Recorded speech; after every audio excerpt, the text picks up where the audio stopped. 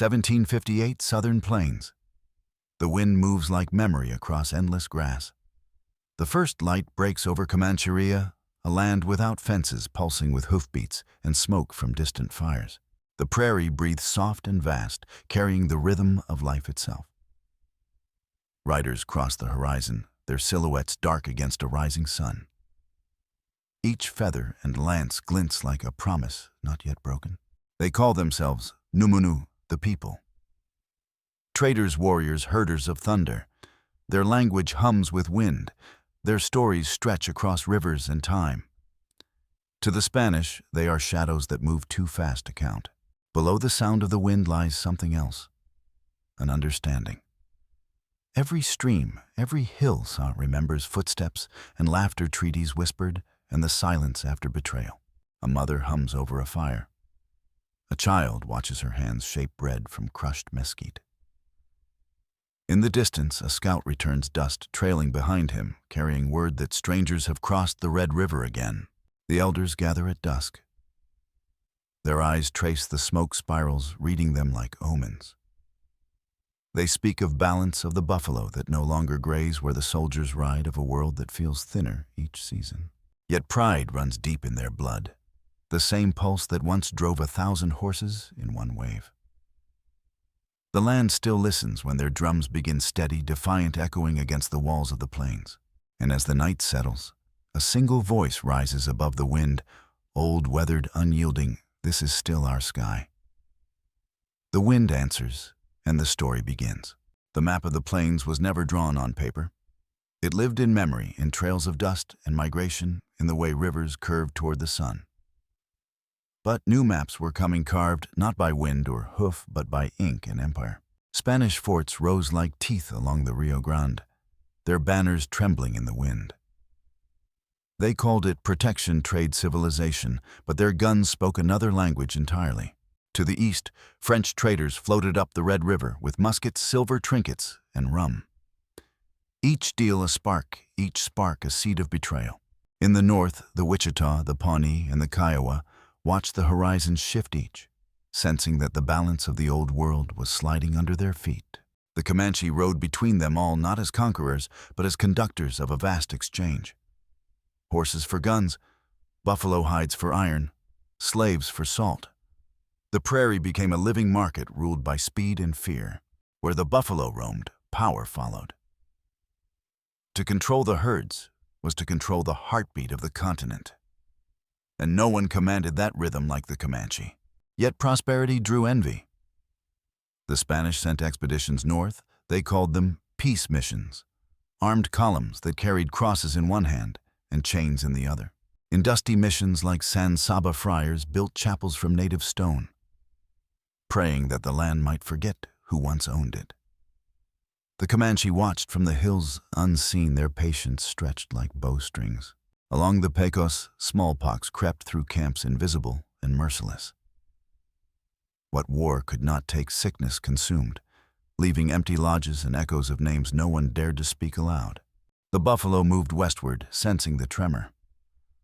Trails once rich with herds grew quiet, replaced by wagon ruts and the scent of iron. Between rivers and ridges, new alliances formed, Kiowa and Comanche, hand in hand, swearing by smoke and song that no flag would own the plains. The Spanish governors in Santa Fe argued among themselves. They could not decide whether to fear or flatter the horsemen who ruled the wind. Across the Red River, settlers whispered stories of villages vanishing overnight, of riders appearing from nowhere, then gone like ghosts. To them, the Comanche were myth and menace in equal measure. In council fires, young warriors pressed for raids not out of greed, but warning to remind the invaders that the land could still bite back. Elders counseled restraint. They had seen the cycle before a treaty offered a promise, broken, a trail of smoke left behind. At Spanish posts, trade fairs turned to skirmishes. Misunderstandings multiplied faster than translators could mend them. Guns replaced greetings. Fear replaced trust. The sound of bells from a mission could not drown the cry of a stolen child. By 1750, the balance of the Great Plains was fracturing. No longer one expanse of grass, but a chessboard, each river crossing a contested square. The Comanche did not seek empire, yet empire found them. And to survive, they would have to master the very forces that threatened to erase them. The elders said, "When the rivers dry, remember where the water once ran." The meaning was clear: when the treaties fade, remember who you are. Merchants, priests, soldiers, tribes, all tugged at the same fabric until it tore. Beneath their hands, a new world began to take shape, uneven, bloody, and irreversible. On every horizon, fire met wind. Villages packed and moved before dawn, carrying only what memory could hold. And through it all, the plains whispered the same warning, that no border drawn by men could ever cage the wind. He was born in the saddle, a child of wind and hoofbeats, known among his people as Tuhitsi, he who rides before the storm. His first breath came beneath the open sky, where thunder itself was said to mark his arrival. From his mother, he learned patience, how to read the wind before it spoke, how to listen when the land went silent. From his father, a raider and trader, he inherited the art of movement, swift, unseen, decisive. As a boy, he followed the herds across the Llano Estacado, watching the horizon ripple with the motion of 1,000 buffalo. To him, the world had no walls, only directions and songs. He learned to braid horsehair into cord, to tie messages in feathers, to measure distance, not by miles, but by heartbeats. Every tool of survival became a form of speech between man and land. At dawn, he would ride alone, tracing trails left by deer and storm clouds.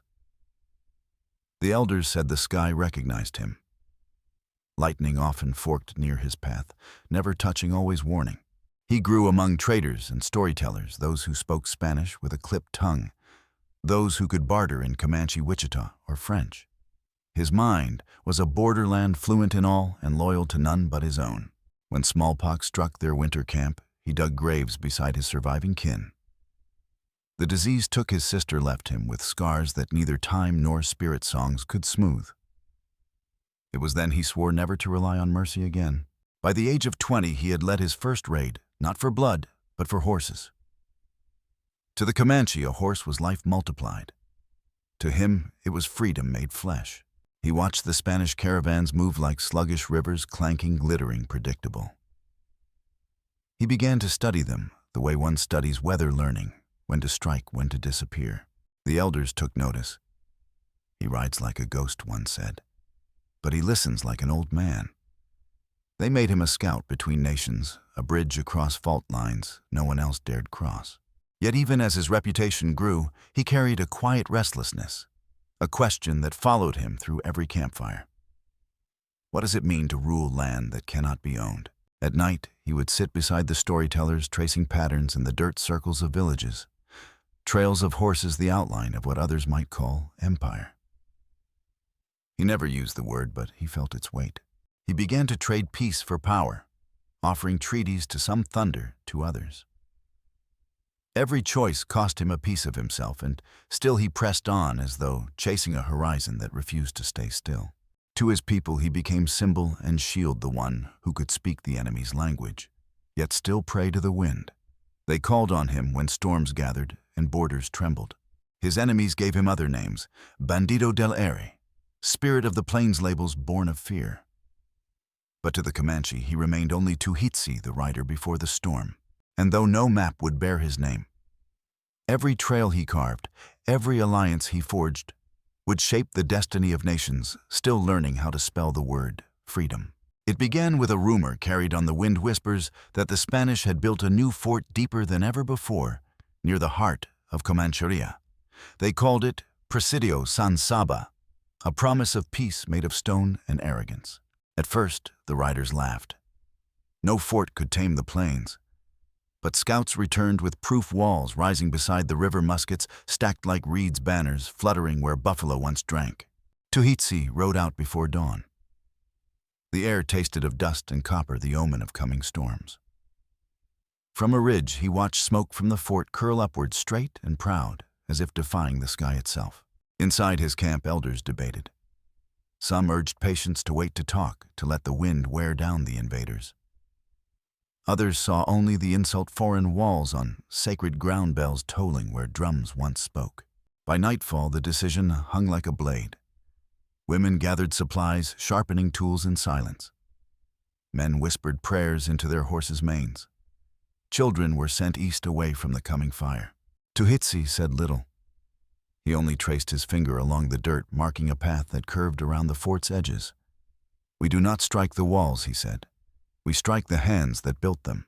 The morning of the march was cold and colorless.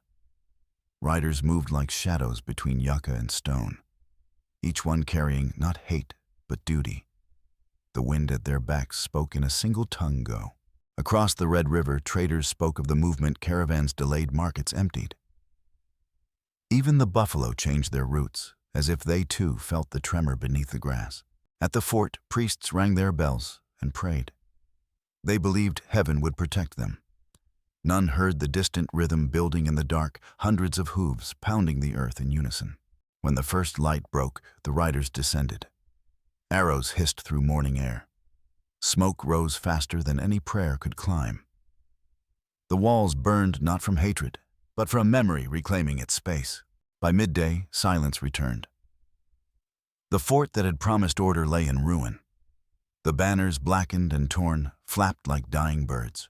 Tuhitsi stood amid the ashes, his face streaked with soot and sunlight. He did not celebrate.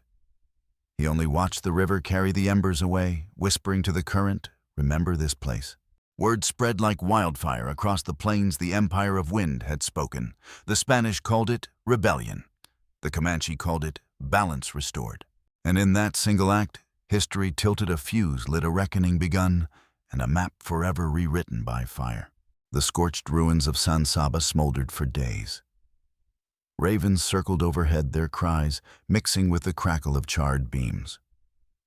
The river ran black with ash, a scar winding through the heart of the plains. For weeks, silence cloaked the frontier. Then came the response, not in words, but in columns of soldiers marching north, the Spanish vowing to reclaim what fire had taken. They called it La Campana de Castigo, the campaign of punishment. Their path cut through dry basins and thorny arroyos where even the wind moved with caution. Maps failed them here. Compasses spun. The land itself seemed to shift beneath their boots, loyal only to those who could read it. Tuhitsi watched from afar. He knew this country better than any priest or officer. Every rise, every patch of mesquite, every whisper of wind was an ally. He waited patient as stone. By the third day, the soldiers' mules began to falter. Canteens ran dry. The plains punished arrogance faster than any ambush could. Still they marched, blinded by duty and pride. The Comanche scouts rode in circles around them, not attacking, not yet. They wanted confusion, not casualties. Dust trails became decoys. Distant fires whispered lies. One evening, a scout brought news the Spanish were camping near the junction of two arroyos, a hollow perfect for entrapment when the rains returned. Tuhitsi smiled. The land had chosen its battleground. As darkness fell, thunder rolled in the west. The soldiers mistook it for distant artillery. Only the Comanche knew it was the sky itself joining the fight. By dawn, the rain came hard and relentless. The arroyos filled, turning their camp into a cauldron of mud and fear. Gunpowder clumped useless in damp pouches. From the ridges, riders appeared one by one, shadows against lightning. Horns echoed sharp and shrill, the call of hawks descending. Arrows flashed through sheets of rain. Horses thundered down the slope, hooves striking water like drumbeats. The Spanish line fractured muskets, sputtering in the downpour. Amid the chaos, Tuhitsi rode straight through the center, cloak-soaked hair streaming a living streak of defiance. He carried no banner, only the weight of his people's silence. At the edge of the floodplain, a captain slipped from his horse, swallowed by the current. Another shouted prayers that drowned beneath thunder. The wind itself roared like an ancestral choir. When the storm broke, the Comanche melted away, as if the earth had swallowed them. In their place remained only the echoes of hooves and the smell of wet iron. The soldiers limped southward, dragging their wounded, their banners limp and heavy. What had begun as a campaign of conquest ended as a retreat carved by mud and memory. The plains dried slowly. Tracks of horses hardened into scars that no rain could erase. The crows returned silent now, as if even they respected what had been claimed. Tuhitsi and his riders regrouped beneath a ridge of red stone. They spoke little victory to them was not triumph, but balance restored, if only for a season. That night, the elders built fires in a circle.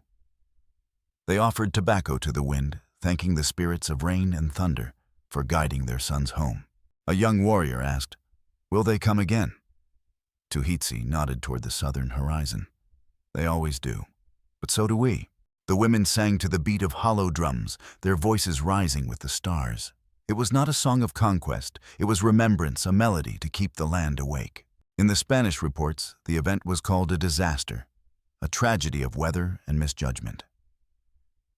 In Comanche memory, it became a lesson, the proof that the plains themselves would defend those who listened. By the next moon, traders carried tales across the frontier of riders who vanished like mist of storms that fought alongside men. Each retelling blurred the line between history and myth. To the Spanish crown, the Great Plains became a place of uncertainty, a realm beyond reach. To the Comanche, it was affirmation that their empire needed no walls, only wind and time. And somewhere in the dark, Tuhitsi traced a circle in the dust, the mark of balance of cycles unbroken. He whispered a prayer to the storm that had spared them, asking only that it remember their names. For in the heart of every tempest, he believed, lived the memory of those who refused to kneel. And so the land held its breath once more, waiting for the next wind, the next campaign, the next mistake, to repeat the same eternal rhythm of the plains. The story of that storm spread in every direction, but no two versions ever sounded the same. What the Comanche remembered in song, the Spaniards reduced to ink and loss. Between them, truth flickered like firelight in the wind. In the official Spanish record from San Antonio de Bejar, the entry was brief, almost clinical expedition lost to the elements. Hostile natives engaged in treachery. 12 dead, 8 missing. No mention of rain, no mention of thunder. But in a soldier's private journal found years later stained and torn, another voice emerged. He wrote of the storm's terror, of horses screaming, of arrows lit by lightning. He wrote, "It was as if the heavens themselves betrayed us." The friar who survived offered his own truth. From the safety of a mission far south, he preached that the battle had been divine punishment, a warning for men who tried to civilize God's wilderness. Across the plains, elders told it differently. Around fires and under stars, they spoke of a night when the sky defended its children, when the land itself refused to be conquered. Their version was not of battle, but of balance. One old woman, blind yet unyielding, sang the storm's name, Tahupi, the sky that fought. Her voice carried through generations, until the song became ritual, the storm reborn in memory. Historians centuries later would compare the dates and distances, arguing about troop counts and rainfall records. They missed the point. For the plains, history was not written in numbers, but in echoes. Even among the Comanche, the tale shifted with the teller. Some said Tuhitsi called the storm through prayer. Others claimed he merely listened when the wind chose sides. In one account, he disappeared that night, swallowed by lightning, a spirit returning to the clouds. In another, he rode on wounded but alive, his name forbidden to speak during storms. Spanish officers, desperate to justify defeat, drew maps showing the ambush as a trick, not a lesson. They marked the land impassable, then abandoned it to rumor. Years later, traders crossing that same terrain said their wagons bogged down in sudden rain, though no cloud could be seen. Locals whispered that the storm still watched, protecting the ground it once claimed. A Comanche storyteller, long after the empire's fall, summed it best. The white man writes what he sees. We remember what we feel. And between those two truths, ink and song, lies the heartbeat of history itself, always contested, always alive, never owned. For every page preserved in an archive, there lives another in the wind. And the wind, unlike paper, never forgets. Seasons turned, but peace never settled. The ashes of San Saba cooled, yet new fires flared along every horizon. Traders spoke of retaliation, soldiers returning with stronger weapons and priests with longer prayers. The frontier exhaled like a wounded beast. Tuhitsi watched from a ridge above the Palo Duro Canyon. Below, his people moved their camps closer to the river, women stretching hides, children laughing amid smoke, the sound of hammers on bone and horn. Life continued, but the air carried an unease that no song could soften. The buffalo herds were thinning. Where there had once been thousands now, the plains rippled with emptiness. Caravans frightened the animals south, and every missing herd meant another winter of hunger. One night, a council gathered. Elders sat in a ring of embers, their faces half lit, half shadow. The young warriors demanded more raids to remind the outsiders that the land still had guardians. The elders urged caution. Tuhitsi listened to both, saying nothing. Beyond the plains, alliances were shifting. The Kiowa brought word that the Spanish now courted the Apache, offering them guns to strike their old rivals. Old enmities twisted into new dangers. In Kenara, in camp, women spoke quietly as they worked hides, stories of sons lost, of husbands missing, of dreams filled with thunder. They prayed not for victory, but for safe returns. At dawn, a rider came with word a Spanish detachment had taken hostages near the Pecos. Among them were Comanche traders kin to Tuhitsi himself. The council's patience broke like dry wood. The march began under a low red sky. The riders moved without sound, the grass brushing their legs like whispers of warning. Tuhitsi led from the front, his eyes fixed east toward the fort, where captives waited. Days blurred. Dust clung to skin, water grew scarce. They found wagon tracks, then ashes, a trader's camp, burned bodies half buried in sand. The smell turned the wind bitter. At the next ridge, they saw a convoy winding along, the plain guards pacing slow, unaware of eyes above them. Tuhitsi raised his hand, a gesture both command and prayer. The riders descended at sunset. The light turned gold, then red. The first musket fired too soon, echoing across the canyon, and chaos followed. Horses screamed, arrows sang, and men shouted names swallowed by wind. Tuhitsi's horse stumbled, struck by a stray bullet. He fell hard, rolled, rose, again his breath shallow. Around him, the fight splintered into dust and panic. In the smoke, he saw a captive woman break free, clutching her child as she ran toward the ridge. A soldier aimed, and Tuhitsi threw his lance before the trigger fell. Silence. Then the roar returned. When the dust settled, the convoy was shattered. Some prisoners freed, others gone with the dead. The Comanche gathered what remained, weapons, horses, the wounded. They rode through the night, the stars guiding them home. No one spoke until the canyon walls appeared glowing faint in moonlight. At the river's edge, women waited. They did not cheer. They counted faces, whispering names into the dark. Tuhitsi stood apart, watching torches flicker on the water. He felt neither victory nor relief, only the weight of each choice, the cost of every mile gained. A boy approached him, holding a fallen warrior's feather. "Will it end soon?" he asked. Tuhitsi touched the boy's shoulder. "Not while men keep building walls." That night, rain returned to the plains, soft, persistent, washing blood into the earth. The drums began again, slower this time, as if the land itself was grieving. The old songs rose once more, reminding the living that memory was their only homeland. And though the fires burned low, the people stayed awake, guarding what little peace the night allowed. By dawn, mist veiled the camp. Horses grazed quietly. Smoke curled upward like prayers. The war had not ended, but for a moment the plains felt still, listening and breathing, waiting for whatever came next. The year the rains failed, the plains cracked open like old bone. Rivers thinned to threads of dust, and herds vanished beyond the horizon. The Comanche knew the pattern. Hunger always followed silence. But this silence was different. It carried gunfire. Word came from the south, a vast army, Mexican, Spanish, and allied tribes gathering under a single banner to end the empire of the plains once and for all. They called it the final campaign. The Comanche called it the storm with no return. Tuhitsi rode to meet the council at Medicine Mounds. The fires burned low, the air thick with fear and resolve. "If they come," said an elder, "they will come through the canyon. The land itself will choose who survives." At dawn, he scouted the passes himself. The canyons chiseled by centuries of wind, the ridges marked by buffalo trails now gone quiet. He felt the pulse of the earth, slow and expectant, like a heartbeat before a leap. By the third day, riders brought word the invaders were crossing the Red River, slow but relentless. Columns of smoke marked their march. Behind them trailed wagons, artillery, and a priest who promised salvation through surrender. The Comanche moved their camps north, swift and silent, leaving behind only empty lodges and buried caches of food. The women disguised trails, sweeping tracks with sagebrush. Even the dogs were silenced. Tuhitsi divided his riders into 3 wings. "We will not fight their army," he said. "We will fight their map."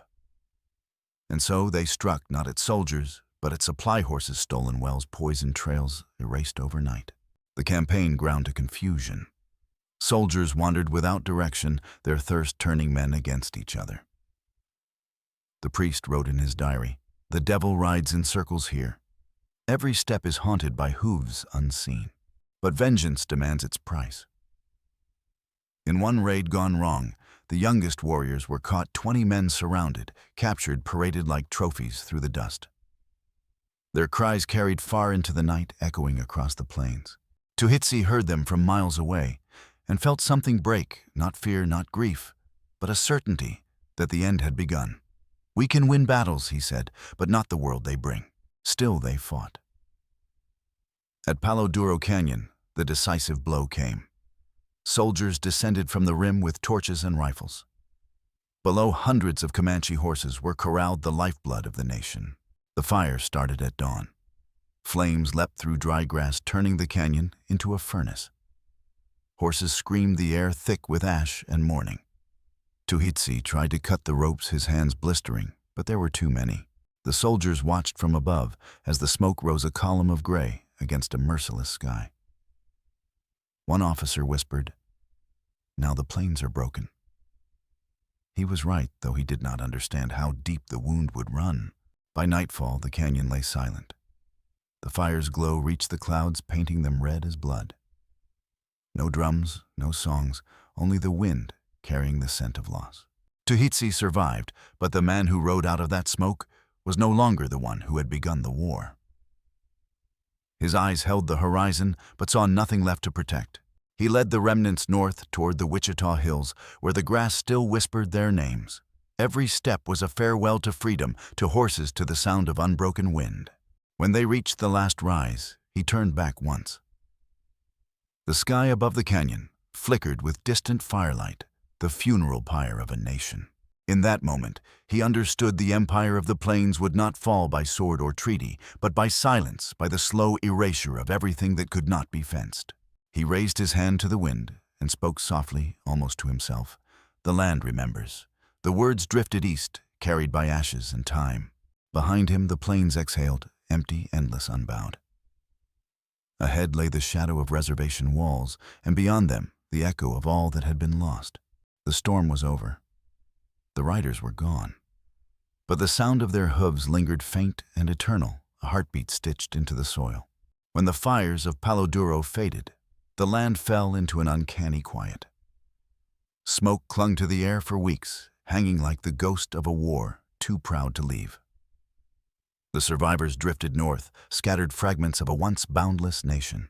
In the wake of the defeat, the plains themselves changed color, herds gone, rivers shrinking, trails empty, except for the tracks of soldiers and surveyors. The age of free wind was ending, replaced by boundaries drawn with ink instead of hoofprints. The Spanish campaign claimed victory, but their maps told another story. Every inch they marked was haunted. No settlement lasted long where Comanche camps once stood.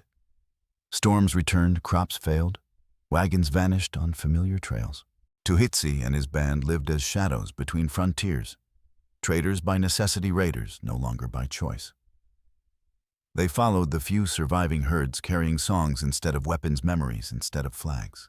Winter came early that year. In makeshift lodges near the Canadian River, the people shared what little they had. A hide stretched thin, a pot of maize traded from a Kiowa cousin, the warmth of fire when the wind permitted. Children born after the fire asked where the horses had gone. The elders answered softly, "They are in the clouds now, waiting to return when the land forgives." In Santa Fe, officials declared the plains pacified. Reports spoke of peaceful submission, though no one dared travel without escort. The empire on paper was secure. The empire in spirit was gone. Years blurred. The Comanche became middlemen in a world no longer theirs, guiding settlers, selling hides, mapping rivers they once ruled. Their name became legend, their faces myth. Tuhitsi aged into silence. He kept no trophies, no relics, only a small pouch of soil from the canyon where the horses fell. When he opened it, he said he could still hear them breathing. Treaties came like seasons, each promising foodland mercy, each leaving less than before. The ink of each new map erased another mile of memory. In the 1800s, rail lines cut through the heart of Comancheria. Iron replaced bone and smoke replaced thunder. The songs of the plains grew faint, drowned beneath wheels and whistles. Some of the old ones moved to the reservations, building lives within fences they once defied. Others simply disappeared into Mexico, into legend, into the dust. Yet the spirit of the plains did not die. It sank into the soil, into the wind that still carries whispers at dusk, stories of riders, of storms of balance once known. Historians called it the closing of the frontier. But for those who lived it, it was something deeper. The closing of a breath, the last exhale of a world that had believed freedom could last forever. Before his death, Tuhitsi told a final story to a missionary who asked for his name. He smiled and said, "Names are for the living. I am only the wind you cannot draw on a map." And when he was gone, the land was quiet again, but not empty. Beneath every grain of dust, the memory of movement remained, waiting for someone to listen. Long after the fires cooled and the maps hardened, the wind over the plains still spoke in a familiar tongue. Travelers said it hummed at dusk. Low, rhythmic, almost human, as if the land were reciting names no longer found in books. In the small museums of Texas and New Mexico, fragments remain: a rusted spur, a broken stirrup, a horse bell whose sound was once the heartbeat of a nation. Labels call them artifacts. To the descendants, they are voices. Each spring, when the prairie grass burns in controlled fires, the elders gather near medicine mounds. They press soil between their palms, whispering prayers to the spirits who once guarded the horizon. The smoke rises straight into the sky, as if drawn by the same wind that once carried their ancestors to war. Among them walks a woman named Neva, great-granddaughter of Tuhitsi. She teaches school in Lawton by day, but on weekends she rides the old trails, her horse stepping where rivers once ran wild. She says she can feel his presence when the air turns still before a storm. The children she teaches know the word Comanche, but she insists they also say Numunu, the people. The endonym, she tells them, carries weight that English cannot hold. It is not a name. It is a covenant. In her classroom hangs a faded map of the Great Plains. Across it, she has drawn faint lines in pencil, not borders, but remembered paths, trade routes, hunting trails, migrations. When the students ask why the lines fade at the edges, she smiles, because the land keeps going. At state archives, historians pore over diaries and military dispatches debating the extent of the Comanche Empire. How large, how organized, how real. Yet, what they miss lies between the lines that an empire need not have walls to command awe. Anthropologists speak of adaptation and resilience, but the elders prefer a simpler word: continuance. They say the same wind that shaped the grass still shapes their lives. That the drums of ceremony echo the hoofbeats, once feared by empires.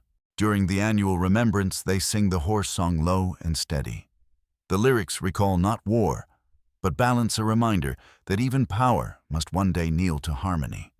The sound rolls across the plains, mingling with thunder in the distance. At sunset, Neva stands alone on the ridge. Below her, the land glows gold, endless and breathing. She lifts a handful of dust and lets it fall through her fingers. "He was right," she whispers. "The wind remembers."